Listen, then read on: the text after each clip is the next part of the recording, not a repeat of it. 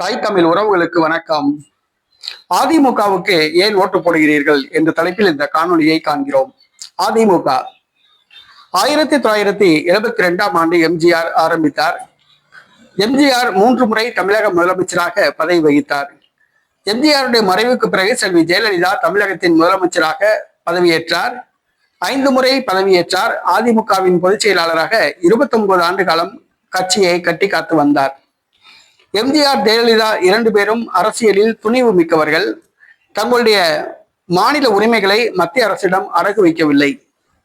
தனித்தன்மையோடு விளங்கினார்கள். செல்வி ஜெயலலிதா இரும்பு பெண்மணி என்று அரசியலில் அனைவராலும் போற்றப்பட்டார். துணிச்சல் மிக்கவர்.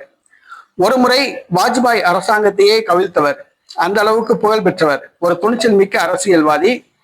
தன்னுடைய அரசியல் நடவடிக்கைகளில் துணிச்சலாக ஈடுபடுவார். ஆட்சித்துறையிலும் துணிச்சலாக செயல்படுவார். தீபாவளிக்கு மறுநாள் சங்கராச்சாரியாரையே கைது செய்து சிறையில் அடைத்தவர் செல்வி ஜெயலலிதா என்பது குறிப்பிடத்தக்கது. தமிழ்நாடு முதலமைச்சர் மு. கருணாநிதியை நள்ளிரவில் கைது செய்து சிறையில் அடைத்தவர் செல்வி ஜெயலலிதா. செல்வி ஜெயலலிதா மிகவும் துணிச்சல் மிக்கவர். ஆனால் செல்வி ஜெயலலிதா மறைவுக்கு பிறகு தற்பொழுது அரசியல் களத்தில் அதிமுக அனாதையாகிவிட்டது. அதிமுகவுக்கு மக்கள் செல்வாக்குள்ள ஒரு தலைவர் தற்பொழுது பொதுச் செயலாளராக இல்லை. அதிமுக பொதுச் செயலாளராக உள்ள எடப்பாடி, அவர் சேலம் மாவட்டத்தை சார்ந்தவர். சேலத்திலேயே அவருக்கு யாரும் தெரியாது. அந்த மாதிரி தான் அவர் அதிமுகவுக்கு பொதுச் செயலாளராக ஆகியுள்ளார். முதலமைச்சரானது விபத்து. அவர் சசிகலாவின் காலில் விழுந்து இந்த பதவியை வாங்கினார். அவருக்கு பேச்சு திறமையோ எழுத்து திறமையோ எதுவுமே கிடையாது. மக்கள் செல்வாக்குள்ள தலைவரும் கிடையாது. தற்பொழுது அதிமுகவின் பொதுச் செயலாளராக உள்ளார். 4.5 ஆண்டு காலம் ஆட்சியில் இருந்த பொழுது பாஜக தயவை நாடி பாஜகவுக்கு அடிமையாக இருந்தார். பாஜகவுடன் கூட்டணி அமைத்தார். பாஜக சொல்வதற்கெல்லாம் ஆமாம் சாமி என்று போட்டு வந்தார். தற்பொழுது ஆட்சியிலிருந்து விலகிய பின்பு கூட வருமான வரித்துறை, அமலாக்கத்துறைக்கு பயந்து அவர் பாஜகவோடு கூட்டணி வைத்துள்ளார்.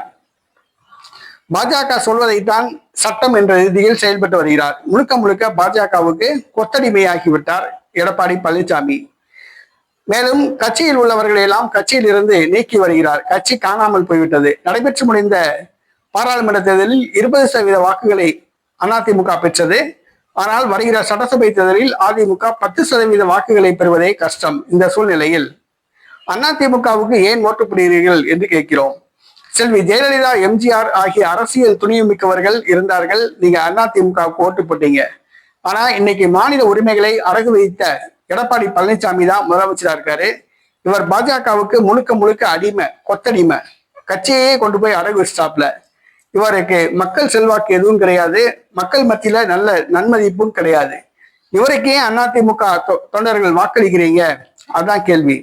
செல்வி ஜெயலலிதாவுக்கு பிறகு துணிச்சல் மிக்க ஒரு தலைவர் இருக்கார். அவர் தான் செந்தமிழன் சீமான். மத்திய மாநில அரசுகளுக்கு சிம்ம சொப்பனமா இருக்காரு. அவருக்கு ஓட்டு போடுங்க.